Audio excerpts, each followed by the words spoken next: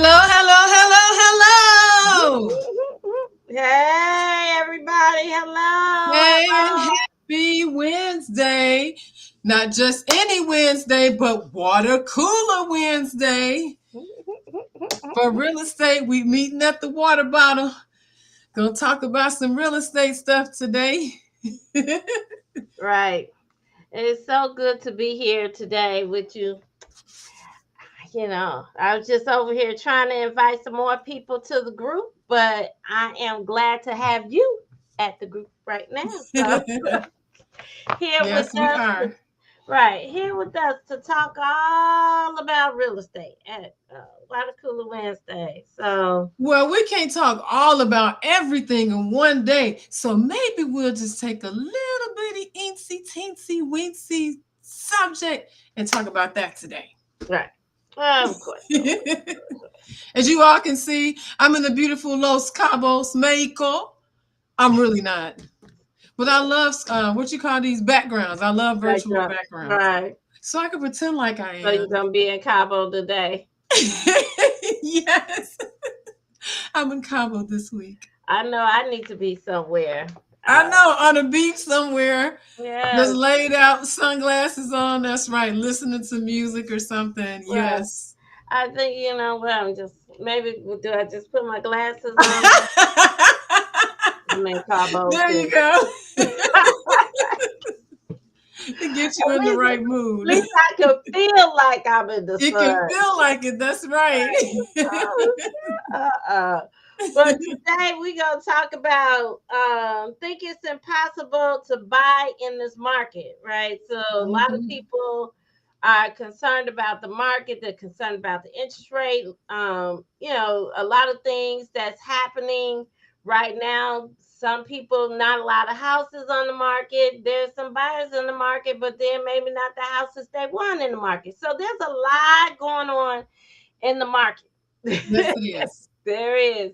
And so today we're just going to talk a little bit about it, see what we can do, how we can help and guide you through, and Yes. go from there. So, my name is Dione Branch, and I am with Allure Dream Homes, brokered by EXP. All right. And I am Lisa J. White, the house money mama with Nexa Mortgage, where brokers are better, here to service all of your financial needs in real estate, residential, and some commercial too.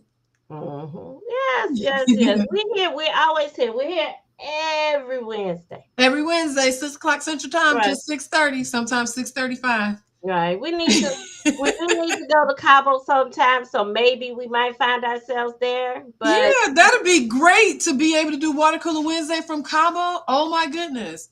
That's a great idea. I'm gonna write that down.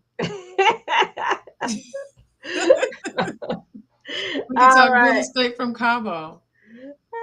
All right. So So Lisa, yeah, I was just gonna say, look, I think what we probably should do is maybe just talk a little bit about since we are, talking about whether or not it's impossible to buy in this market, maybe we should talk about some of the realities of what's going on, some of the misconceptions. Because I think a lot of people, and you probably get this same question all the time too. Is it the right time to buy real estate? Is right. this a good time to buy? Should I wait until, because rates are high right now. Rates have been high for the past couple of years. Yeah. And that's the question all the time. That's I the think I question. probably heard it twice today, right? So Yep. right, is it right? Is it the right time? Uh-huh. And so, yes, it is. Right. It is the right time. Is the right time is the time that you're ready to buy. That's what it is. Now there's truth in that. That's absolutely true. Because you still have to be ready. You have to be ready. And we talk about the P word down here all the time, prepare or being, getting in preparation. So Mhm. yeah, you need to be ready. But when you're ready, that's the right time to buy. Really, the best time to buy was probably 5 or 10 years ago, Yeah. because real estate does appreciate. So you would now have one of the homes that you didn't buy for as high of a price, but now you've got the equity because you've been able to take advantage of the appreciation from the market. So Yeah, and that's that's the thing. Everybody wasn't ready when the market was really low, but now you take advantage of. it's so hot here. Right. Yeah, I know. I'm over here high. I was actually checking out my fan back behind me, like trying to get like, is it blowing on me? So, but the market is not always like where you want it to be, but Hmm. we always have the solution for later on. So, Yeah. hmm Another thing that people a lot of times would think about is how much money they need down. So yeah, here's a question: don't I need to save 20% down before I can buy a house? yes, yes. That's No. the that's the question. Right. That's the That's the question. question. That's That's the not the question. answer. Right. But these are some of the misconceptions though. People think it's not the right time. People think they have to have 20% down in order to buy something. People think they won't get their offer accepted. hmm And and then a lot of times you go through the transaction and people are still faced with these fears and mindsets that we work very hard to make sure that you get you through the transaction and talk and share and communicate with you. But sometimes you got to make sure that you also trust your team because your team is there for you, holding your hand through the process and making sure that you understand everything that's going on within the process, right? Yeah, So, listen, let's just be clear. Do they need 20% down? they do not. Exactly. Exactly. So, and Not then, if you're going to be buying a house that you're going to live in, then you shouldn't need 20% down. Now, real estate investment, that might be different, but that's not for this episode. yeah, So, yeah. so We're you don't talking need about, 20% down if you're right, going we're to live in talking a house. about home ownership, right? Yeah, And being someone that's owner occupied in your home. absolutely. hmm And then question to you would be, will they get an offer accepted? Yes, they will. They And will.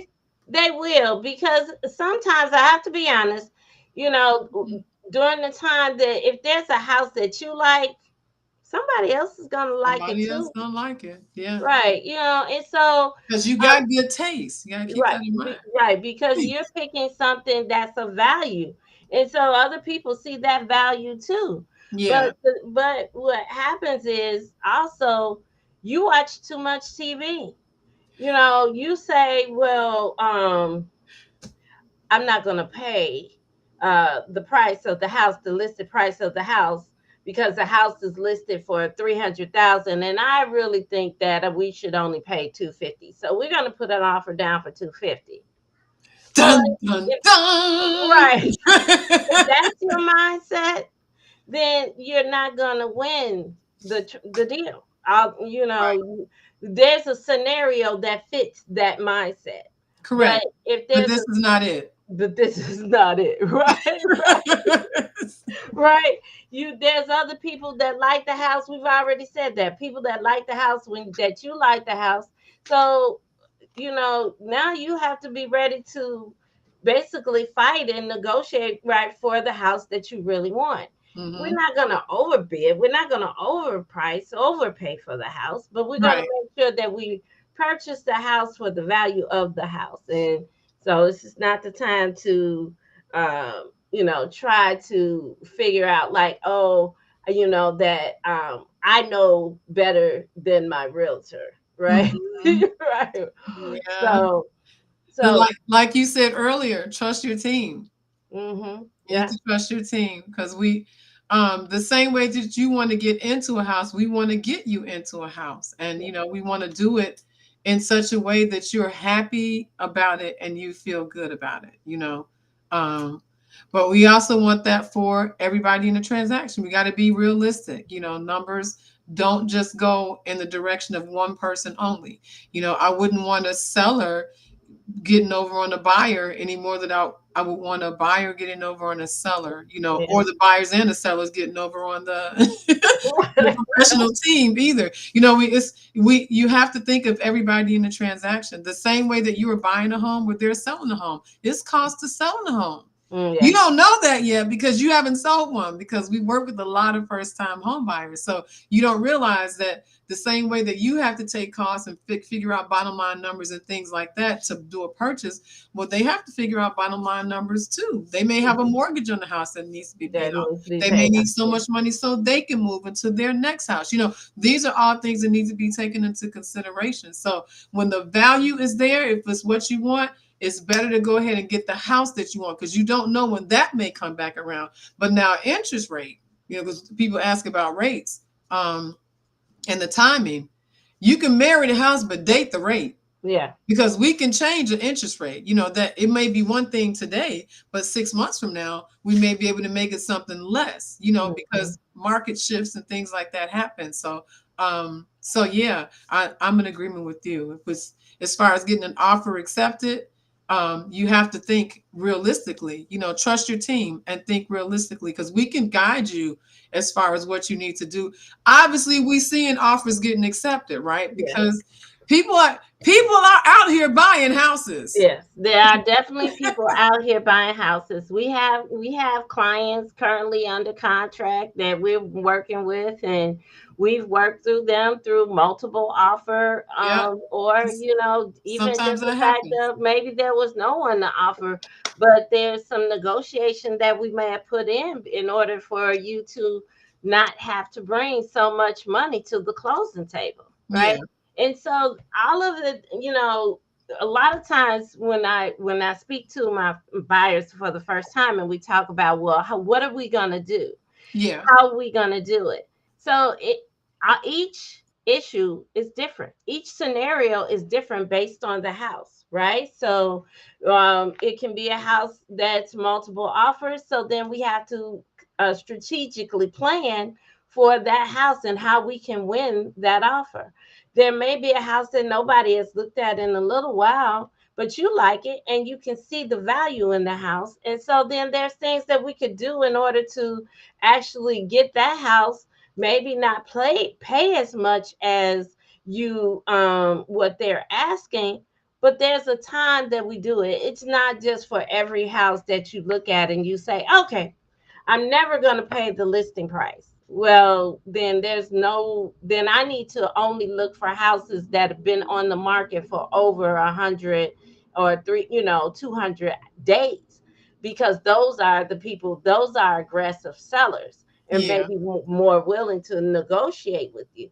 Not a house that's 3 days on the market and you want to go in and bid 50,000 under what they've asked. That Right. will never win. So, can you win? Yes, you can win. And we can help you win, but you have to be ready to win, right? So, you have to listen and make sure that you understand the plan, the strategy that we're going to go in order to do it. So, Absolutely, because you do have to be strategic. You can't be mhm, scared. You got to be right. strategic. Yeah, we have to write. I always, when we're writing an offer, because it's like happening in multiple offer situations. Like we've kind of talked about that, but we always have to write strong offers in the beginning, because Yeah. you never know who else is writing the offer at that time. I always speak to the agent on the other end, have conversation with them, ask them, do you have any other offers coming in? But at the time that we're preparing to offer, they may not have an offer coming in, but one might slide in right while we're in. So you Right. have to always make sure that we're writing the best offer, and so we're standing on that offer. So.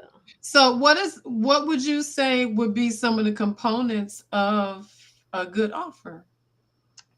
Well, one is you're going to share with us, about pre-approvals and pre-qualifications, right? Mhm. So you'll share more with us about that. So I'm trying to But steal my thunder. yeah, I'm just saying, I'm just bringing it, I'm just bringing it up.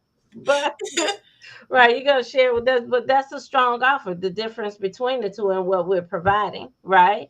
Yeah. The other part of it is knowing, like I just said, like knowing the house and what we're buying. And so then maybe there might be a time that you're able to ask for credit towards closing.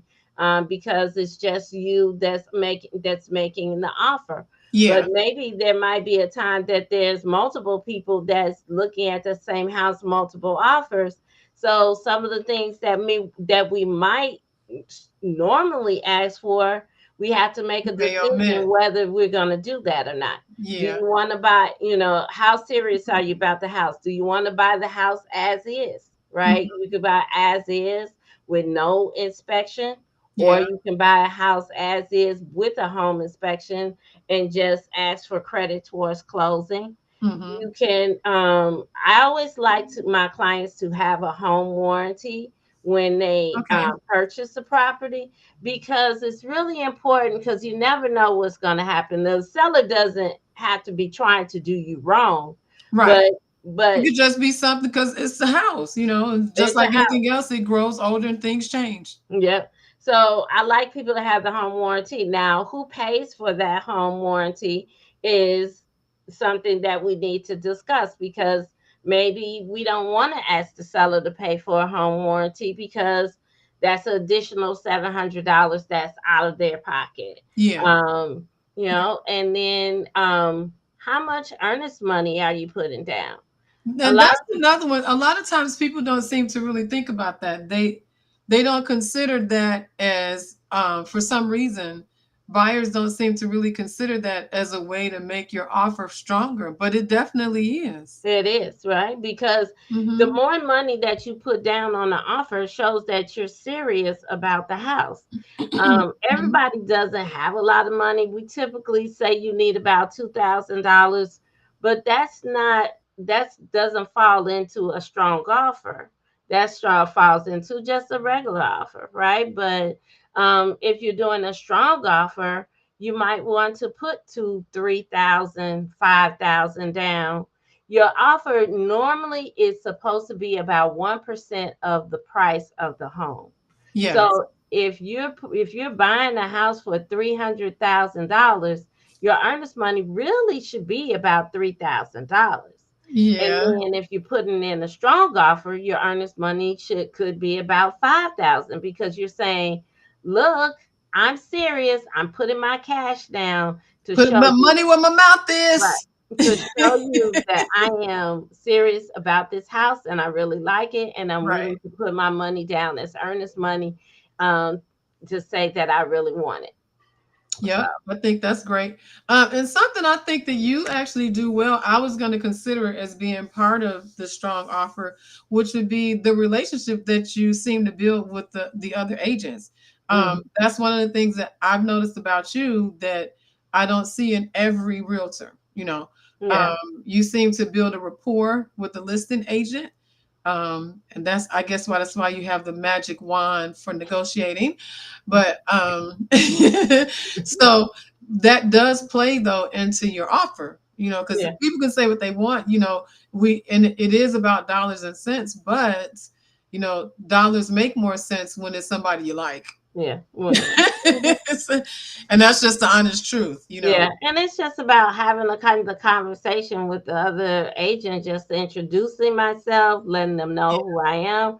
And sometimes some agents like, "Oh, I know you." I'm like, "Oh, okay." Right? And so it's good. It's good to have that relationship. But another relationship is good to have is also with my lender, right? To Yeah. let them know when they ask me, "Do you have any experience with this lender?" Because some buyers come with their own lender, and Mhm. some may not. And so then I refer them to my lender. But so it's a better situation when I refer to my lender, because Yeah. I can say with 100% that yes, I've worked with her many times, and she's a great lender, and we always complete our transactions. Mhm. Mhm. So, Yep. And speaking of blending, like you had alluded to just a few minutes ago, another part of the strong offer would be, like you said, a strong pre-qualification.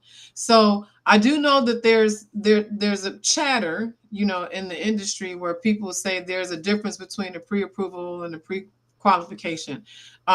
Myself personally, I don't subscribe to that. I don't say that there's necessarily difference in the verbiage, the way people say it, that there's definitely no difference in meaning, literally.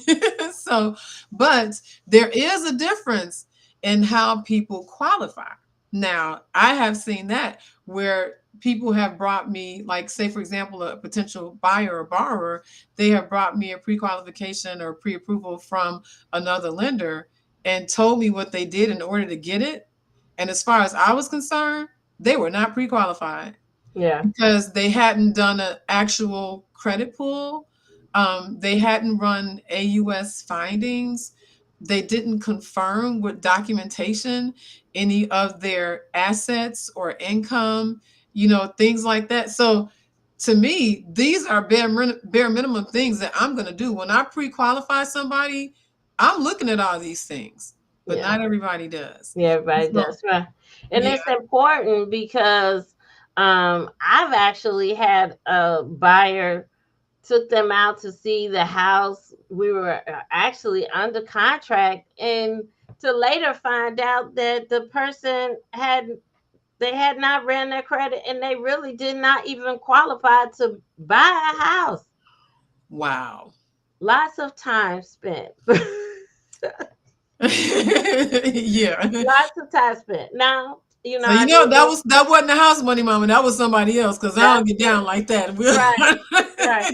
And and I've done better because now I will make sure I have an initial conversation with your lender to understand how you were qualified for your loan. Yeah. But qualifications does matter because me as an Mhm. agent working with you, I should know what your qualifications are as well. I'm not doing Yeah. the pool. I'm not looking at the information. I Right. trust my lenders that they've done what they needed to do in order to Right. get you qualified.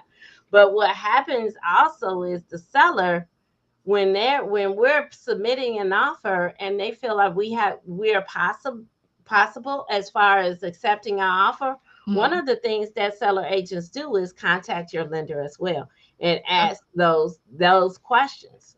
Yeah. How were Usually they when they approved? call me, they don't even have to ask the questions. When I get the call and I realize it's a listing agent, I go right into, well, I understand that not everybody qualifies people the same way. So let me explain to you what a pre-qualification means when you get it from the house money mama. And then Yeah. I run down everything that I did. So that way they know they have confidence in my approval. I've run numbers. I'm not just pulling stuff out the sky.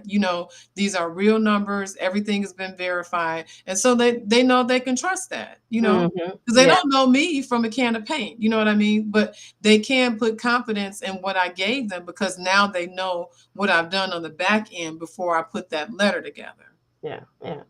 And that's really important. So you as a buyer and you're looking for a lender, and you don't choose us, but you should definitely make sure that you ask your lender, what type of approval do I have? And so that you can know how strong your approval is as well. Yeah. There's some other lenders that may also take you through underwriting, and Hmm. so they could take you as far as through underwriting. And whereas you're definitely in a really competitive market, that would be a great selling point as well, because you can all they have to do is tie the house, do an appraisal, and they say you can close And then within you can 10 days. close. Yep. Right. Yeah, Hmm. we're definitely able to do that. And I was actually going to get to the next thing too that you kind of tied it in, so that's great. The timeline, because one of the things that sometimes sellers are they ready to get out the house, they have another transaction pending. Yeah. So when you come and you say a strong offer is you saying you need 40 days to close or 30 days to close, that's not a strong offer. If you have a seller that is ready to move right away, Hmm. they want fast close options. Now that's something we've gotten really good at over the past couple of years. So that FHA loans, most people probably still take about 30 or so days to do them. Traditionally, they've taken probably close to 45 days. But my average for an FHA loan is probably about 12 to maybe 14 days. So the timeline does make a difference. Yeah. Especially if you have somebody where that's what they're concerned about. They want to make sure they can get out of the house as quickly as possible because they have another transaction pending. So, Yeah, yeah. And a lot of the timeline depends on you as the buyer just as much as the lender, because when they're asking you for information and details, they need it right away. So right away. Yep. the quicker your turnaround is, the quicker their turnaround is. Hmm. Mhm. So, Absolutely. yeah. And then another thing that gets to be really important too is the communication. How, like, say for example, we talk a lot about us being aligned as the realtor and the lender, and that really gets to that united front makes a tremendous difference. I think also when you're submitting an offer, that communication between us, like you let me know, hey, are we good with submitting this offer? I'm like, yes. You go ahead and submit it. You say, hey, they're looking at our offer, considering us. Will you call the listing agent, or the listing agent asks you your number? They're going to be calling you. Okay.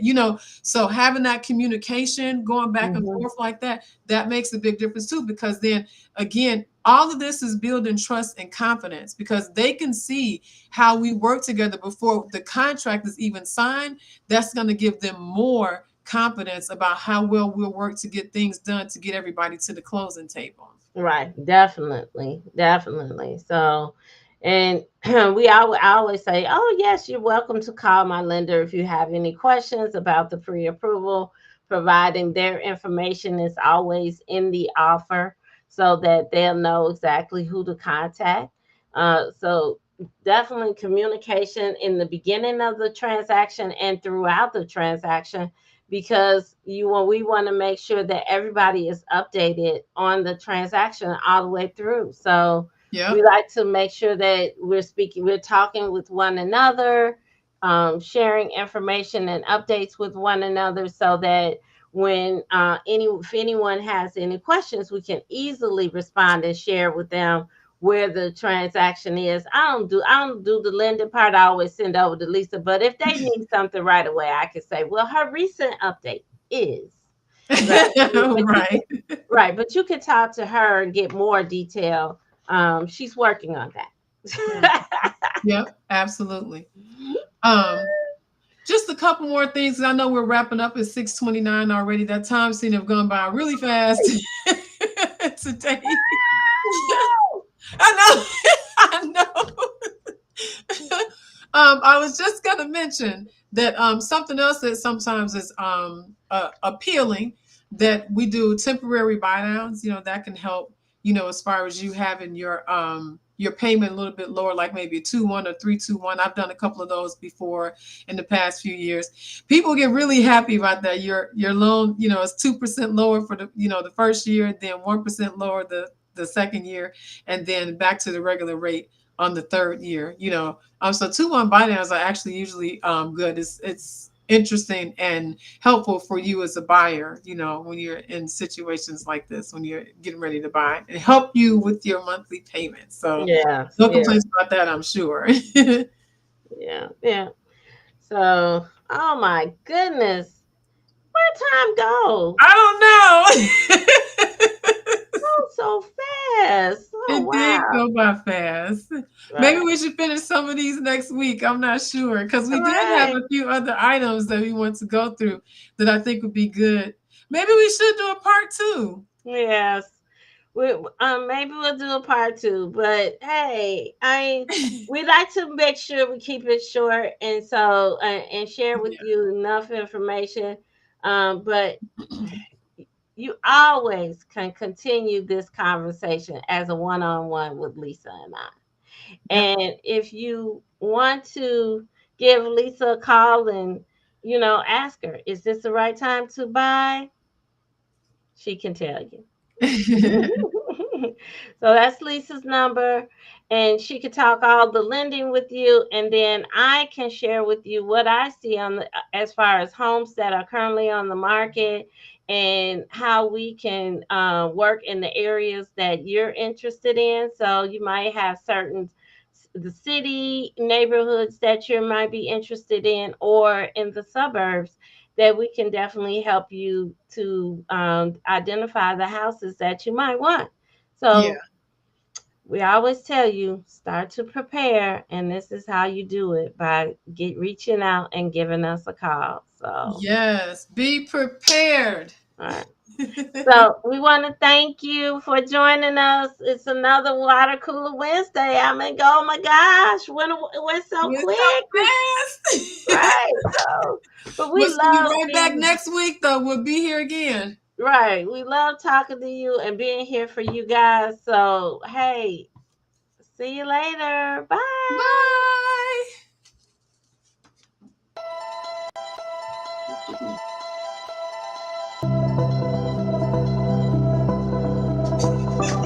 Um,